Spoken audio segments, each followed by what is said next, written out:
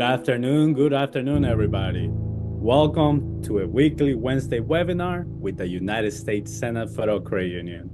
We're excited to be here with you all. We see the attendee list getting, larger, more people are joining. So we're excited to see all those names, new names, familiar names, and people that have supported the webinar since season one. In case you didn't know, this is season three, so we're excited. We have many surprises, many topics that we haven't gone over throughout 2025. And this evening won't be an exception. It will be a great topic.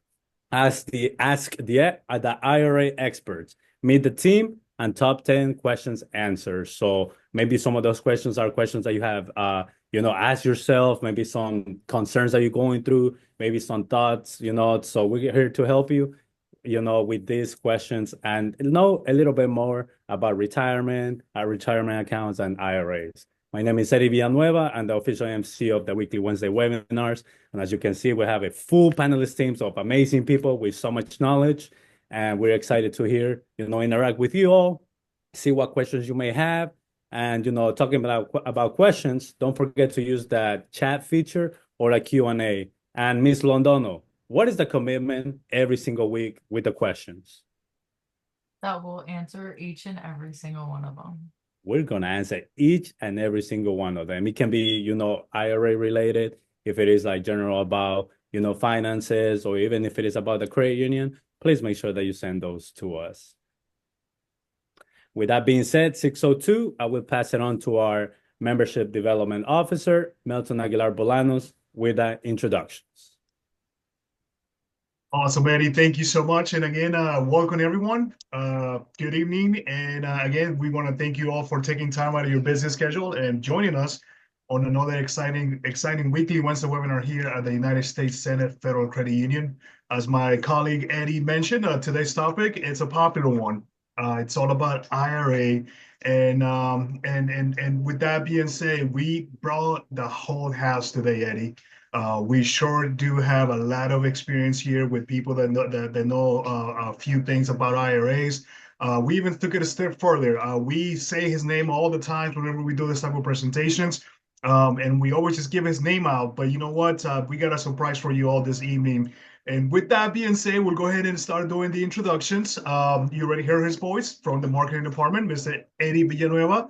Also from the marketing, we have Andrea Londono, who is going to be keeping track of the chat and the Q&A. And as they mentioned early, it is our commitment that we will answer every question before we let you go this evening. So again, we do encourage you to participate using the chat feature or the Q&A to submit your questions. And the amazing panel that we have for you this evening will be answering every question for you. Also from the marketing department, but not on the camera, she told me not to introduce herself, but we cannot forget about her. And that is Carrie Lazard, the person in charge of all the beautiful content that you see. And there she is. She's coming off camera, so I'll probably caught her eating, but my apologies. But I just got to say your name, Carrie. So forgive me for overruling your decision, but, we had to do it. And also from my team, we have our newest member, Jarnika Trent, our membership development specialist, is also joining the call this evening. And with that being said, we're going to get into the experts now. So we brought the whole IRA department this evening. Without any particular order, but joining us from the IRA department, we have our senior IRA specialist, Candace Davis. Thank you so much for joining us.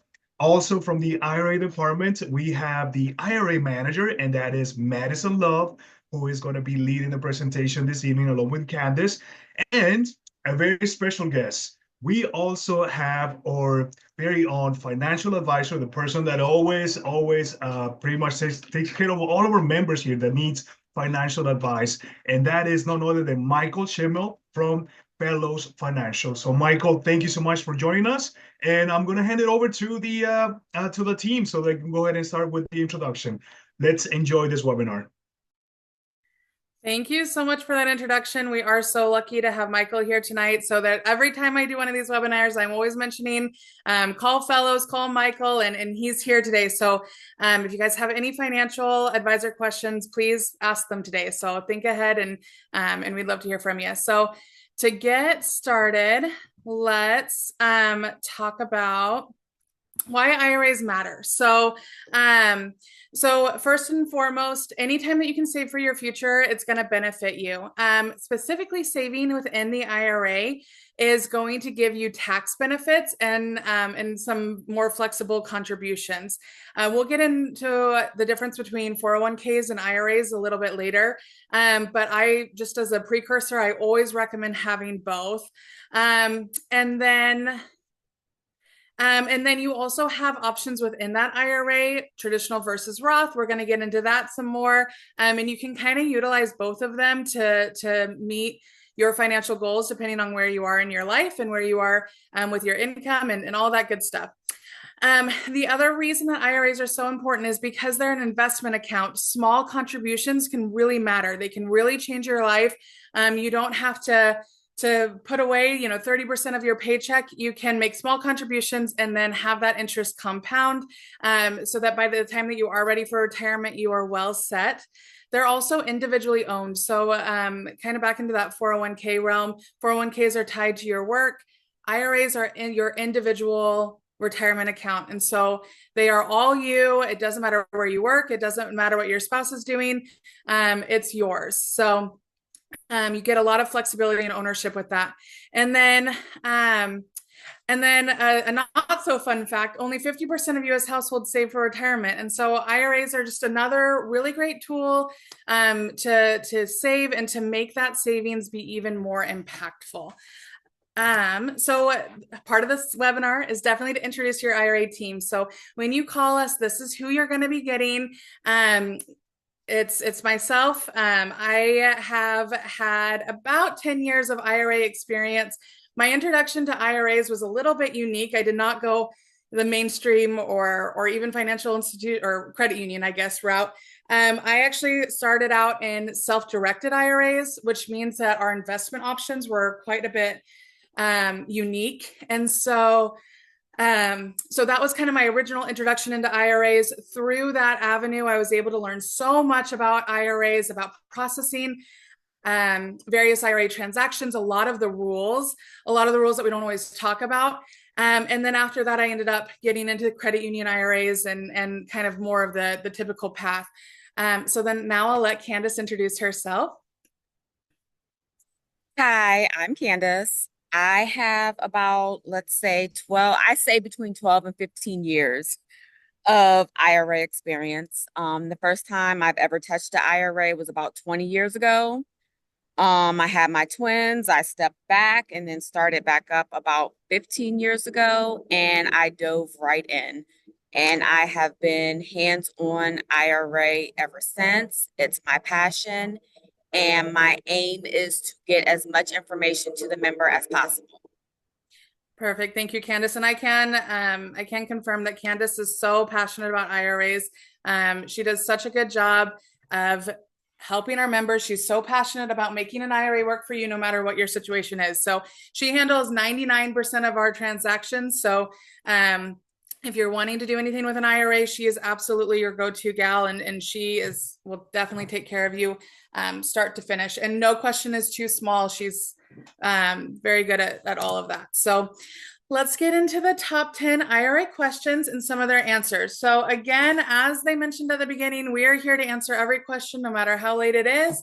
And so just because these are the top 10, there's hundreds and hundreds of questions out there. So please feel free to ask anything. We can also go over anything again. So if something's not quite clicking or we didn't go into enough detail, we are so happy to take that time to go into whatever you need us to go into. So the first question, Candace, do you want to start us off? I sure will. So the first question is, what is the difference between a traditional and a Roth IRA?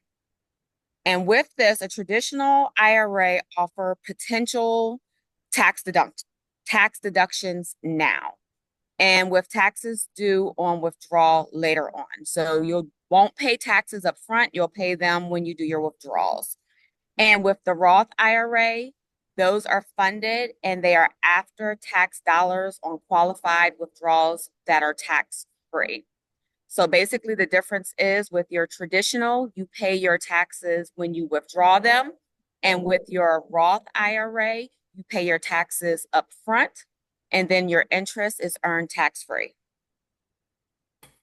Perfect. A really good, just to further go on to that, a really good example, I would say, I had somebody come to me the other day and they were like, Madison, my tax bracket is killing me. I need to figure out how to like lower that. That's when I always recommend traditional. If you are at the height of your career, you're making the most income that you are, you're closer to retirement, a traditional is great because it can give you that tax breakup now. Roth is going to be so much better for you if you have time on your side. And with that, I want to throw in a caveat. My dad didn't open up his Roth IRA until he was 60. But with his 401k contributions, which are traditional funds, he has plenty to live off of in retirement, and his Roth is being used as his backup. So God willing, he hopefully has like 30 more years for that money to grow, and then he can take it out and without that paying that extra interest at the end of his life, or he can leave it as an inheritance to his daughters.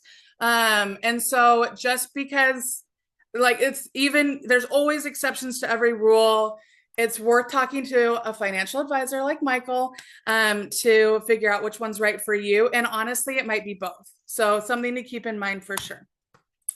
So how much can I contribute to an IRA each year?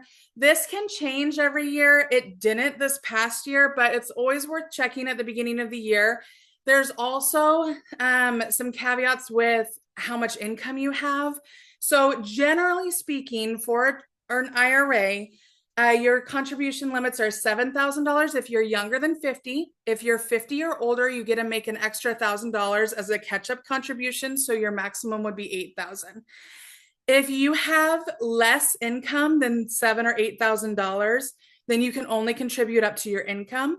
If it's a Roth IRA, there are maximum incomes. So if you make too much money, you may not be able to do a traditional, well, I shouldn't say the word traditional. You may not be able to make a normal contribution to your Roth IRA. There are like backdoor ways to do it. You can call us if you have questions on that. The other thing to keep in mind is that it doesn't matter how many IRAs you have. That limit is based on you as a person. So you can have an IRA with us. You can have an IRA at Fidelity. That's great. By all means, utilize your different investment options. But your maximum, if you're under the age of 50, is 7,000. So that's something that you can use to your benefit. Every different type of retirement account has different contribution maximum. So if you're maxing out your 401k, an IRA is a great way to get some extra money in, and vice versa, and all that good stuff. So definitely worth talking with a financial advisor to figure out the best way to save the most money. So for the next question, when should I open an IRA? Basically, open an IRA as soon as you start working. Some 401s would like you to start at 21, but if you open a traditional or a Roth IRA, basically start as soon as you start working. Depending on what your tax bracket is, would determine which type of IRA you should open. So if you have a longer term to retirement, so if you're at the younger generation and you're at the lower tax bracket, then you can open the Roth. Or if you don't have that much time until retirement, then maybe open the traditional. But depending on where you are would basically decide which one you should open. But basically open it whenever you start working. Start planning for your retirement as soon as you walk through that door of your first day of employment. Absolutely.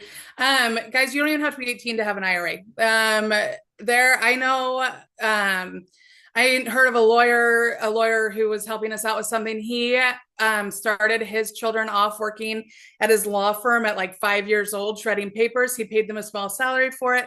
He opened them up an IRA, put it all in there. By the time that they were 21 and graduated college and were starting their first job, they already had a pretty good sized IRA. So I also was talking to an auditor today, and she was telling me that when her daughter got her first job at 15, she had her open up an IRA. They contributed to it.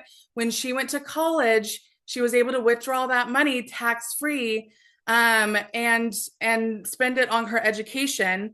And she even, because of that, she had more educational opportunities. She was able to study abroad, all of that good stuff. So as long as there's earned income, it's a good time to start your IRA. So Candace, thank you so much. Question 4, can I have both a 401k and an IRA? Absolutely. And in my opinion, you should. I'm a big fan of the match and out strategy. Obviously, you should figure out a strategy that works best for you, but a lot of employers offer that match contribution, 3 to 5%. You should always use that, no matter what sacrifices you have to make. And I say that very naively. Obviously, there's always exceptions, but if you can take advantage of that, you absolutely should. But after that, putting funds in a Roth IRA will diversify your portfolio. It gives you just a lot of benefits and flexibility. So by all means, have both. And that goes if you have a TSP or a 403B or whatever your retirement for your industry is, by all means, use it, take advantage of it. Also have an IRA. So for the next question, can you take your money out early if you need to? And the answer to that is yes. Now, with that yes, there are also penalties. So if you withdraw your IRA before 59 and a half on a traditional, you will be penalized. For a Roth IRA, if you take it out before 59 and a half and you haven't had it for 5 years, you will be penalized as well. But there are some exceptions to the rules. First exception is first-time home purchase, up to $10,000. So with that, me as a parent, I am one of those parents who my kids will be paying rent as soon as they work, but I am going to open up a Roth for them and put it in a Roth so that when they purchase their first home, they can get this money penalty free when they take it out. You can also not get a penalty for adoption expenses up to $5,000. Like Madison said, qualified education expenses as well. Death, disability, and a terminal illness, you can also get it out penalty free. For health insurance, if you are unemployed, as well as some medical expenses. So there are ways that you can get around paying a penalty. And if you're not sure, I would always say speak with a financial advisor. Perfect. I couldn't agree more. There's a right way to do all of those. You need to make sure you qualify. It's so important to talk to a qualified tax advisor, a tax advisor that works with IRAs specifically. But if you need the money, you can have it. It's always available to you. And so obviously it's better to keep it in if you can. Okay, and so what happens to my IRA if I change jobs? So this is the biggest difference between an IRA and a 401k or employee sponsored plan. Is that nothing changes. It was always run and operated by you. It'll continue to be run and operated by you. And that's one of the reasons that the IRA is so great is that you don't, when you're switching jobs and that might involve a move, that might involve all sorts of crazy things. This is just something that's not even going to have to run across your radar. So it's a good thing to have in your pocket. Oh, sorry. One other thing to add to that.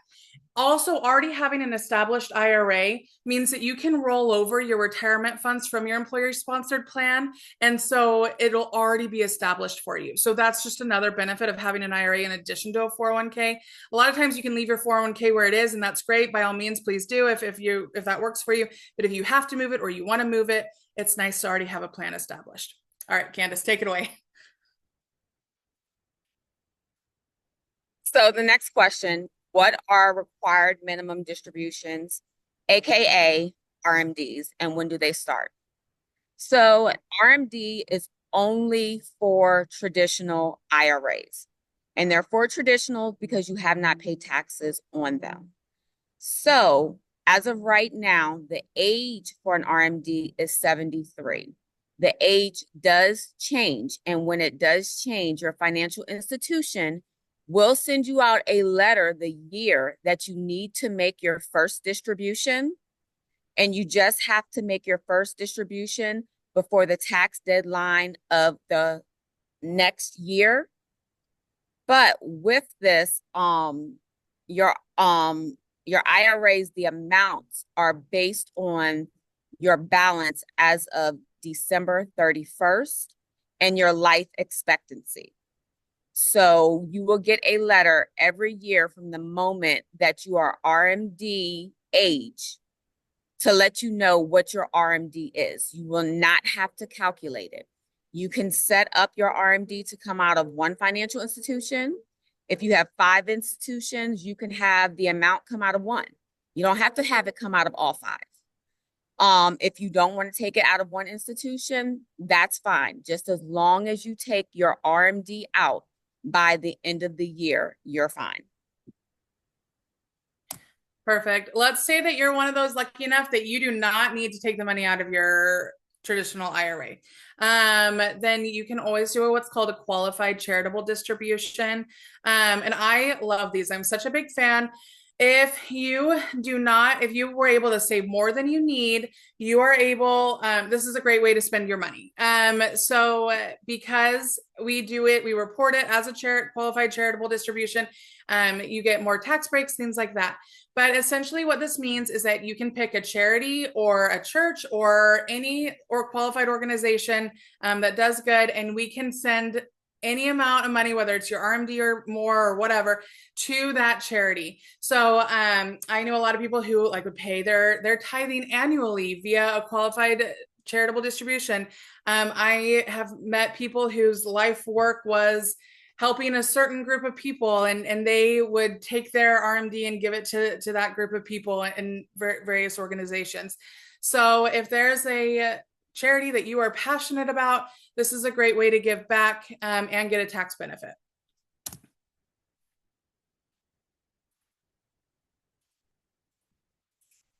Okay, so how do you move your funds from one financial institution to the next?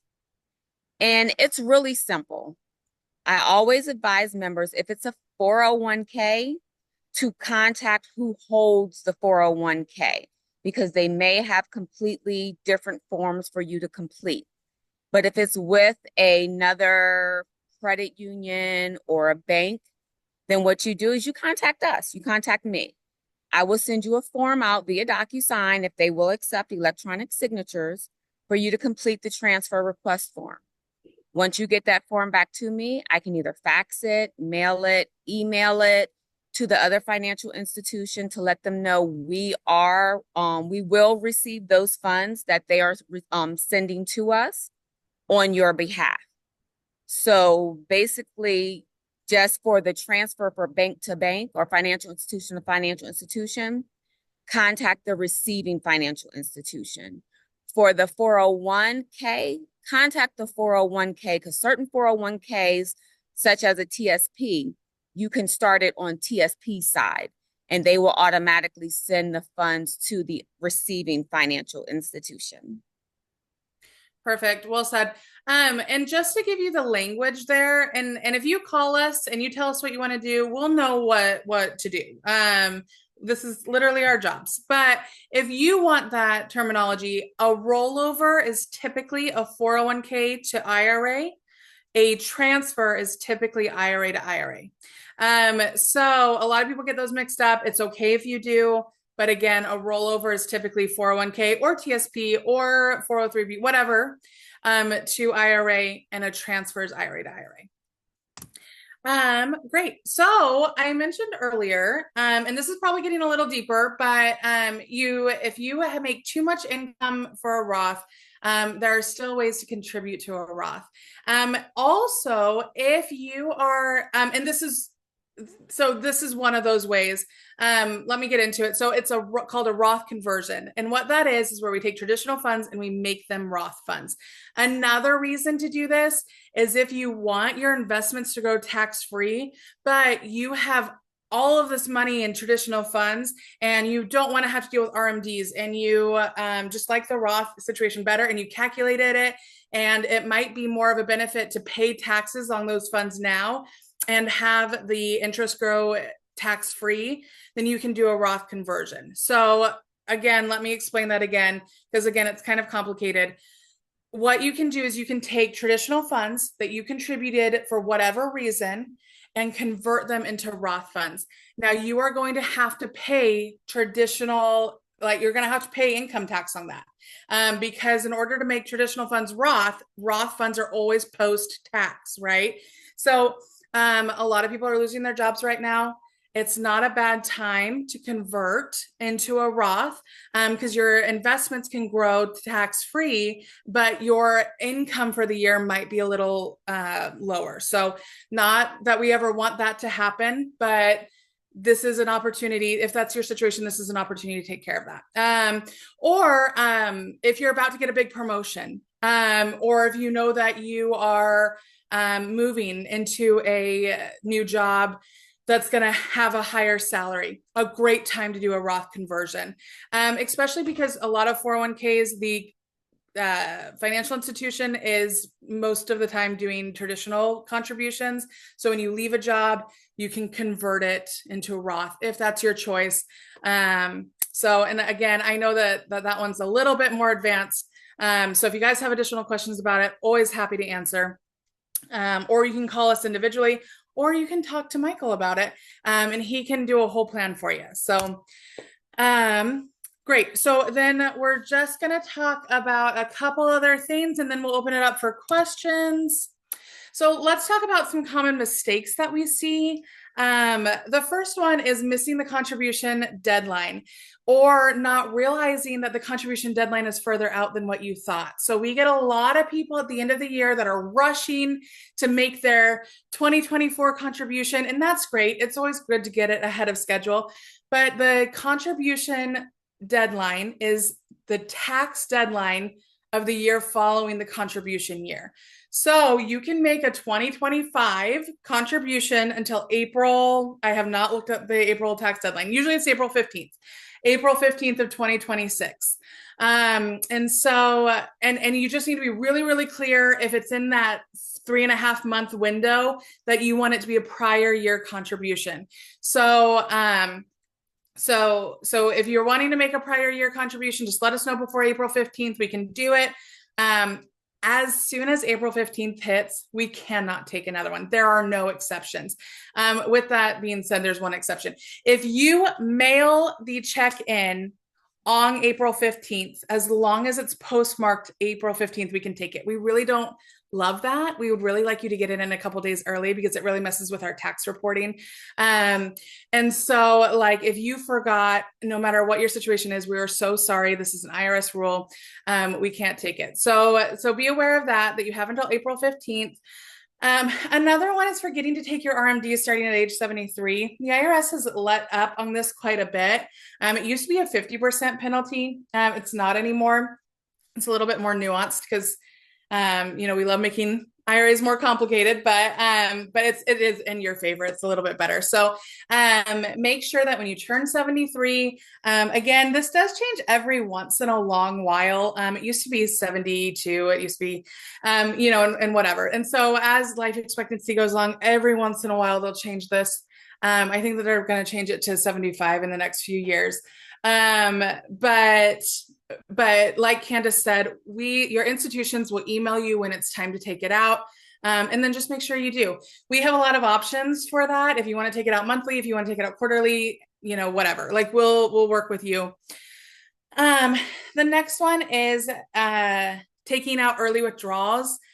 If you are taking out an early withdrawal, check to see if there's an exception. If there's not, and you're willing to pay the penalties, that's fine. I can't tell you what those penalties are going to be specifically for you. So talk to a tax advisor before you do it. Know what you're getting into. If it becomes like a habitual thing, that's like one of the only times I'll say maybe don't put it into your IRA, just because we don't want you to be penalized. So just make sure that you know what you're doing when you're taking a withdrawal. That's really, really important. And then the next one is assuming Roth IRA contributions are always allowed. And that's mostly coming from that maximum adjusted gross income. So pay attention to that. If you are at risk or if you want to know those amounts, let us know. But that's not a terrible problem to have if you're making more than what you're able to. So to contribute. But and then okay, this is it's a big one, not updating beneficiaries or consolidating old accounts.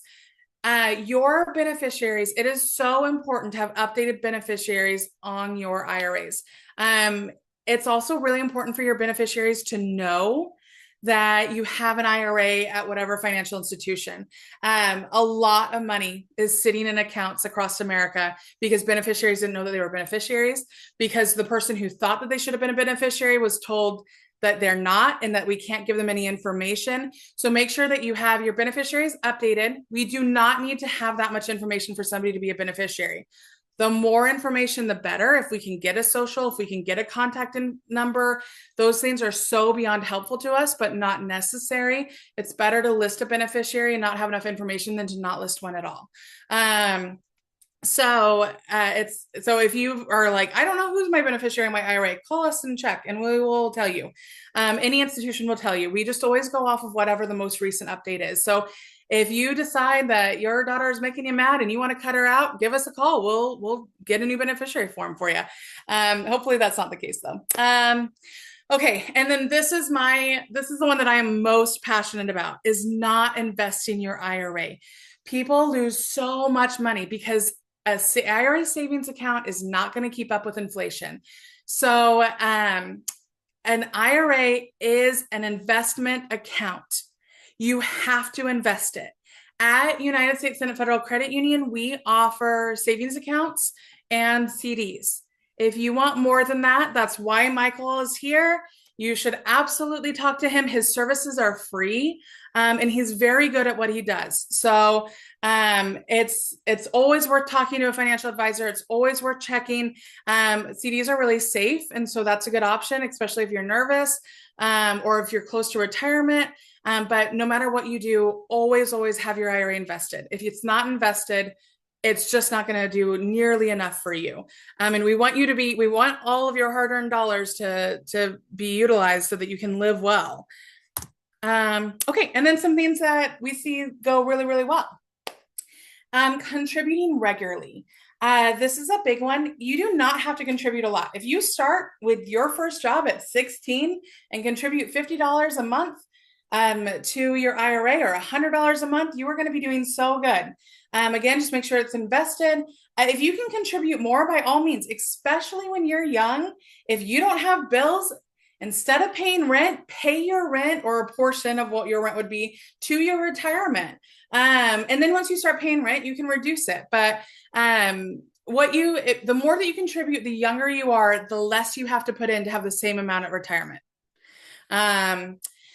The next thing that we see that goes really well for people is knowing their deadlines. We went over the contribution deadline. We talked about RMDs. With distributions, that's the last day of the year. So know your deadlines. The sooner you can get to us, the better. We get really busy at certain times of the year. And we do our best to take care of everybody, but the earlier that you can get on it, the better, especially when some of these things can take a few days to process. So, and then we always recommend an annual revisit to your IRA. Make sure your beneficiaries are still who they want. Make sure every dollar is invested. That happened to me a couple years ago. I realized that like a portion of my IRA was invested and just some other parts of it weren't invested correctly. And I got to change it. And now I don't have to worry about that. Also, your income is going to change. You're going to have life changes. You're going to have children, maybe, like whatever the case may be. You might end up having grandchildren. You want to add them to your beneficiary list. However, whatever life events happen, think, how does this affect my retirement plan? How does this affect my IRA? The next thing is keep learning. And you guys are all doing an amazing job. You're here tonight. You're learning. By all means, keep doing that. Tax laws and limits do change. And it's my job to stay on top of that. Candace does an excellent job of staying on top of that. We go to annual trainings. And so you're always just welcome to reach out to us every once in a while and just say, hey, has anything changed that I need to be aware of?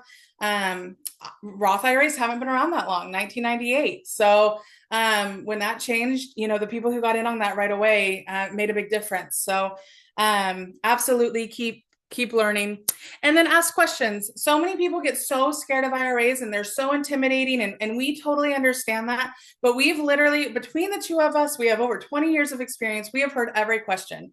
We have seen my own husband. I don't know if he could tell you the difference between a 401k and an IRA because he has me. And you have me too. So You're not going to look dumb. I'm not going to judge you. Candace is not going to do that either. And so please reach out to us. We want to answer your questions. And we can go over it as many times, as many ways as you need. So now it's your turn. We covered the top 10. Give us 11, 12, 13, however many we have, and we're ready to answer. Also, if you have any questions for Michael, that's why he's here. So please feel free to ask him too. Awesome. Thank you so much, Madison and Candace. That was a lot of great information.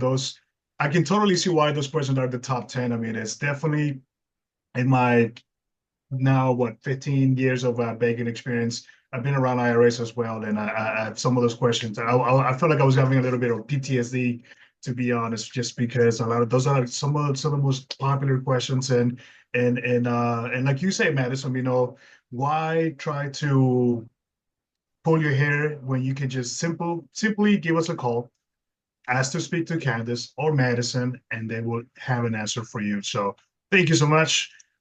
With that being said, I know I see a lot of questions coming through the chat and the Q&A. So without further ado, Andrea. So our first question is, if you open a Roth account for an adult child, how does that work? So the adult child is going to need to open it themselves. And they are going to need to make the contributions themselves. And so I think in reference to, like, if you take Candace's story, for example, she said she'll charge her children rent. She would just need her child to deposit that into an IRA. And however she wants the child to report back, that's fine. So if they are an adult child, the adult child has to open it. They have to be primary on the account, and they're the ones who have to make the contributions. But we can also set up automatic contributions. So if Candace charges her son $500 a month for rent, then he can just set that up on automatic contribution, and then that can go in there. And then if your child is younger than 18, they will need to open up it depends on the institution, but typically what happens is that they open up a youth account. They can put that IRA, not every institution will do this, by the way, but they can open up the account on the child's account, and then the parent signs, and the parent is in charge of the investments. And our next question is, how is your life expectancy calculated for RMD? Great question. So for that is calculated by the IRS. The government has a times table of how long they expect us to live. I know that sounds very morbid, but unfortunately it's true. So we take what the balance is on December 31st, and we calculate that based on the times table that the IRS has to give you what your RMD is. So you may see each year your RMD may actually go up based off of the times table, because the amount of time that the life expectancy goes down. The subtraction and division of it is going to change. But it's a calculation. Our system is set up to automatically calculate it. So when a member calls me on, say, August 1st, and they want to know what is their RMD going to be for the next year, I'll let them know, call me on January 1st, because our system will calculate what it is exactly on January 1st of every year. Yeah, and there are RMD calculators out there. Also, some other factors to consider is that your spouse and their age can affect that. So if you are married or if you're not married, that changes which table to use, how old they are. The IRS.gov website is really, really detailed on this. So if you ever wanted, I read the IRS website in my downtime because I'm an IRA weirdo, but that is a really, really good resource for you. It's up to date. It has the accurate table on there, and you can look at your personal situation and see which table you would use. Like Candace says, our system is really, really good at knowing those factors. And so that's what we trust, but you can always verify it using the IRS website and plugging in your own information as well. Well said, Candace. And what is the interest rate or currently for an IRA transfer from another bank? Also, what other investment options do you offer for an IRA transfer? Do you invest in multiple bonds and treasury bills? Bonds? Yeah. Probably municipal bonds. Yeah, so we only do savings accounts and CDs. And Milton, I don't know if you can tell them our CD rates. It's just our standard CD rate. But you would need to tell us which CD and which term you would want. And then, Michael, if you want to answer the rest of that question, you're the best person for that job. Yeah, so inside, the credit union has great CD rates and savings rates. If you're looking, if you're younger or you need a portion of your assets to grow, because even if you're retired, you probably need about 60% of your assets to probably continue to still grow. You need either stocks, bonds, mutual funds, alternatives, or various other investments that you can't get inside a credit union or a traditional bank. That needs to be harnessed through an IRA account, through a brokerage account, like at Charles Schwab, at Fidelity. You have a resource through me. We normally custody our clients' information and stuff at Schwab if you're doing the investment side, because you need more of those things. But all of that is determined after we have a in-depth conversation and kind of make sure that you have a good plan to understand what really needs to be put into the market versus not. Perfect.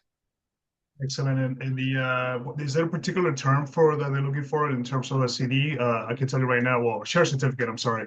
But a 12-month right now, or traditional 12-month is at 3.51 would be the annual percentage yield. Thank you, Milton.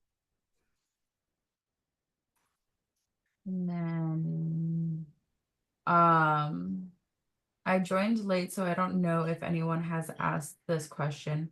After you retire, what is a good mix of stock, bonds, and should be in your IRA? That question has not been asked. And Michael, if you want to take this one too, that would be great. Sure. I alluded to it a little bit. Even when you retire, you still need your assets to grow. Most people will retire in their 60s. Most people have an age expectancy to live into their mid-90s. If you and a spouse are living and you're both 65, the likelihood of somebody living above 95 is 75%. So you definitely need your assets to continue to grow. That's one of the biggest risks to people's retirement is longevity. So a general rule would be 50 to 65% of the assets need to stay in what we term as risk-on assets, which would be mutual funds, ETFs, assets that will appreciate at a higher rate than inflation. Unfortunately, lately, you haven't gotten a lot of things that beat inflation. We're starting to see more, but you always need to beat inflation and have your accounts prepared to have some level of growth inside of them. Great. What is vesting? That's like investing? Maybe they mean vesting from inside your 401k for, I don't know if that was mentioned. Yeah, I think that one may be some jobs when they do like their percentage that they give to you, you're vested 100% after a certain time. So vesting is different based on each company. So for that question, it's better to probably check with your HR. But if you have like to where you can see what's in your 401k, it'll let you know what your balance is and what amount is vested. So what the difference of that is. But I want to say, depending on where you're working, it may be 3 years that you're 100% vested. It may be 5 years that you're 100% vested. But vesting is just that guaranteed additional amount in your 401k that your company is putting in there. Perfect. And then we have, is a 401k legally protected from lawsuits versus an IRA? I can jump in, not a Yeah. lawyer, that's my caveat. But if you have 401ks are protected a little bit more than an IRA, depending on the legal situation. That's all I would venture saying. Perfect.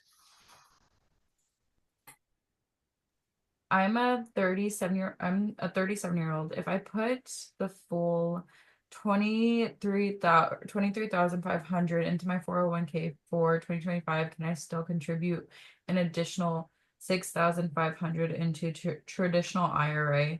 And what is the best way to start investing in that IRA? So you can go up to the full 7,000. 6,500 was the limit a couple years ago. So by all means, if you've maxed out your 401k, and you have more that you can save, you should be saving in an IRA. Another little secret pro tip is you can also max out your HSA, and that also has a lot of tax benefits if you have a high deductible insurance plan. So yes, absolutely. IRAs are an excellent tool for saving beyond limits. And then as far as investing options, especially if you're able to save that much, I would definitely set a meeting with Michael. Michael, I don't know if you want to add to that. Yeah, I mean, you're maxing it out, which is awesome. Great job.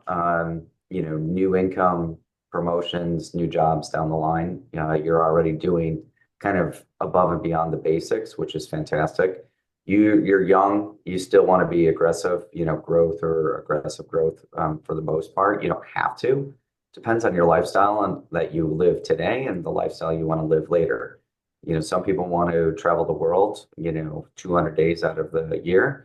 Other people want to go on one vacation for a week and call it a year. So depends on how you want to live your lifestyle down, which really reflects how much you need to save, or how long you want to work. Some people want to work only till they're 50. If you're only going to be 50, you need to have a third bucket, which you didn't mention, which would be a taxable account or an asset that you can access before that. Otherwise, you have a 10% penalty before 59 and a half. Excellent point.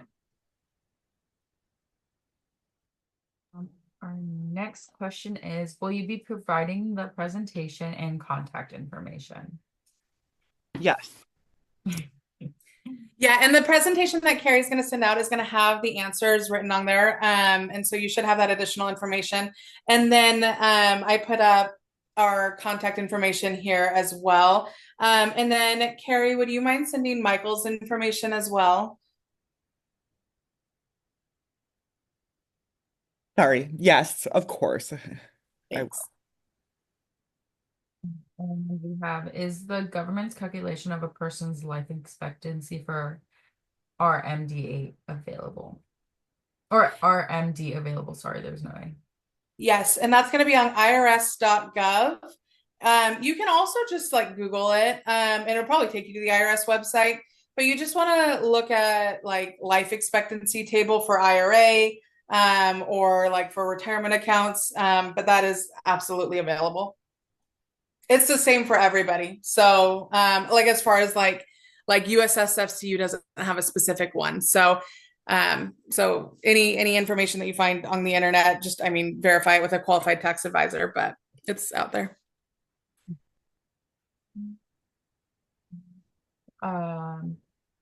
So somebody asked about a severance package.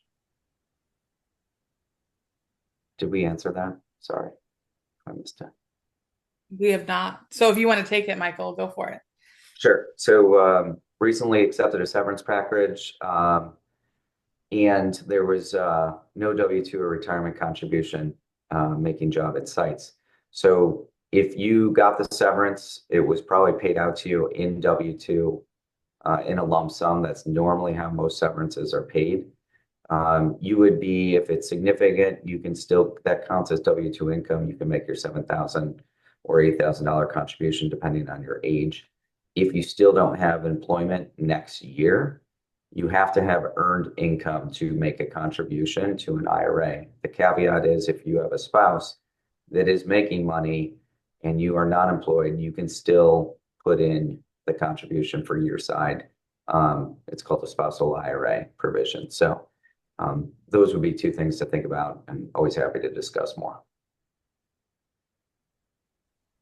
Thank you for answering that question. And we have, what would the benefits of rolling over 401k to an IRA when you retire, and vice versa? Great question. So if you didn't work at a company for very long and your 401k is not very big, sometimes that institution will kick your 401k out. And so sometimes you're either going to take a distribution or you're going to have to roll it over. So that's always beneficial. And then if you are retiring and you have your 401k, if you like the investments you're in, and it's doing good for you and all that good stuff, by all means, keep it there. Some people like to do it for consolidating just because it's easier to see everything in one place. And then sometimes it's helpful for like buying power, if it's all in one place. And I mean, there's personal situations for always. Talk to a financial advisor for your specific situation. And then Michael, if you have anything to add, you're welcome to. Yeah, I would just add, inside of 401k, we help install 401ks for companies. They're highly regulated by Department of Labor. So you have a very finite amount of investments that are in there. They're basic, right? They want to make them basic on purpose so people can understand them, invest them, and use them. The problem is if you are satisfied with what's in there, that's good. But a lot of times your situation, you want broader diversification later in life, and you're not going to get that inside your 401ks. Maybe you want exposure to precious metals. Maybe you want more exposure in AI focused things. Maybe you want more focus only on dividends. You can't get that type of focus and exposure inside a traditional 401k plan in most cases. So that makes a lot of sense when you want that extra level of diversification or asset exposure to move it into an IRA. IRAs also add as a collecting ground. So as somebody said, right, you might have an IRA, in an institution, you might have a 401k and two other previous jobs. You bring it all inside one spot. One, you don't lose it. You'd be surprised how many people forget that they had 4,000 here, 5,000 here, 10,000 there from jobs that were in their 20s and 30s. And, they moved, they forgot to update the statement. They were getting online statements to their old employer's email. Like, it happens all the time. And the state's thankful because they collect the money after a while. It becomes abandoned property. Yeah, perfect. Perfect point. And then we have, regarding RMDs, besides the IRS tables, how do you know how much to take out when your investment account, or out of your investment accounts, if there are multiple? Can you take out the RMD? Take the RMD out of one's investment account to satisfy the requirement ATM, as opposed to the percentage of out of each? Yeah, so great question. So with that, you need to keep track of where all of your retirement accounts are. Just like Michael was saying, a lot of people forget where some of them are. So generally, each financial institution will reach out to you and say what you need to pull out over the course of the year. I know we do. And so when you collect all that, then you need to be aware of how much your RMD is based on all of that gathered data. And then you can absolutely just take it out of one institution. If you have one institution that's just making less than the other ones, you should be taking it out of the least one. If you just want to keep it, I guess I shouldn't say if you want to keep it simple. If it's simpler for you, then you can take it out of each one and satisfy each location's RMD. Whatever your strategy is, by all means do it. But just make sure that if you need to take out $10,000 over the course of 2026, that $10,000 or more is taken out by December 31st. Thank you so much. I would just add one caveat is that was well said. If you are still working, there are people that decide to work well into their 70s, and you have a 401k or 403b, that needs to be taken out of that specific account. All the others can be totaled up together, and then you make a calculation based on that dollar amount. But then you need to look at your 401k or 403b, 457, whatever it is, and take that amount directly from that specific account as well. Awesome. Thank you so much for answering that question. I think we have one more. It says, are you missing out on compound interest if you don't consolidate? Not necessarily. If you are invested, if all of your dollars are invested, you're not missing out on any compound interest. Now certain investments are going to make you more money. Michael did a great job of talking about higher risk investments versus like lower risk investments. A CD is a low risk investment. You're going to earn less. So, but that interest is still compounded. Now we have some members who like take out their earnings. And that's fine. That's no longer going to be compounded, but you get the benefit of utilizing the earnings. So pay attention to your investments, how they're set up, and make sure that they're doing what you want them to do. But as long as your dollars are invested, it doesn't matter like where they are or where they're invested. You're good. Yeah. Thank you so much, you guys, for answering those questions. And I am pretty sure those are all the questions. But if you guys see any that I might have missed or Now, the only thing I would like to add would be Roth conversions. So there was a point, right? If you lose a job or your income significantly reduced, that is an opportunity for Roth conversions. There are alternative investments that can also help facilitate Roth conversions. You know, if you've been working your whole life and you're like, well, shoot, I have a great government pension, which a lot of people at the credit union do. I don't need all this money. I want to avoid RMDs. There are specific ways other than just doing a traditional Roth conversion where you pay all the tax upfront today. There are alternative investments that can help lessen that. So I just wanted to put it out there. A lot of people don't talk about it. And it is a good strategy and tactic to do. Thank you. That's an excellent point. And I have seen some people do that and it works really, really well.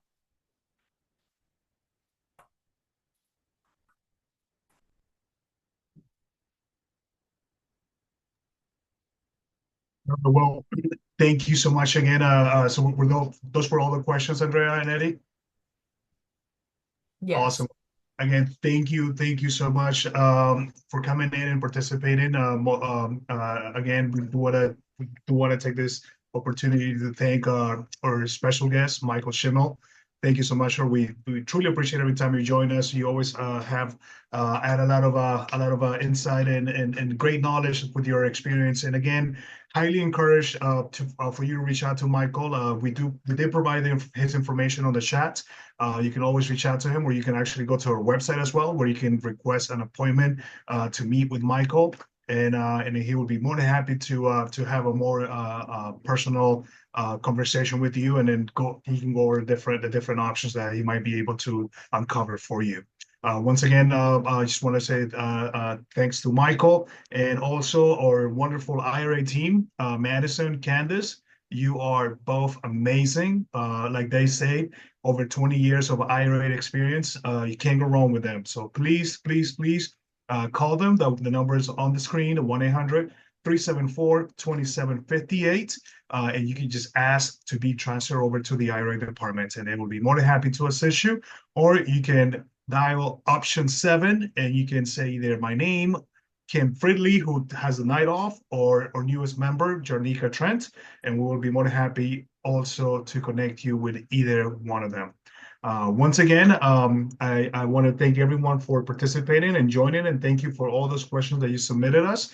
If you need anything else, please do not hesitate to reach out to us. The email for the IRA department is also on the screen, so please make sure you utilize that as well. With that being said, we also want to extend an invitation for our webinar for next week, next Wednesday. It is all about spring home loans. We're going to be doing a workshop with everyone. We are going to have our experts for the home lending team. The Dream Home Lending team is going to be presenting the webinar next Wednesday. So we highly encourage you to come in, join us, learn new things. They will be providing a lot of information. I know right now it is the spring season. A lot of people are in the market perhaps to buy a new home, whether it's your first house or you're looking for an investment opportunity. Whatever that case that might be, please make sure you join us next Wednesday. Again, it is all about spring home loan workshop. From buying to borrowing and everything in between. Eddie, any closing remarks you would like to add, sir? I just want to say that every time I talk to Madison and Candice, I learn something new about IRAs. When you think you know it all, there's more to learn, So as you can see, everybody has a different, situation, different goals, different incomes, and things like that. And that's the reason why we encourage you to talk to Madison and Candice to make sure that they put you on the right path to have a successful retirement. With that being said, IRA team, thank you very much. Marketing team, thank you very much. And of course, membership development team, thank you very much. We'll see you next week at the same time in the same channel. Good night, everybody.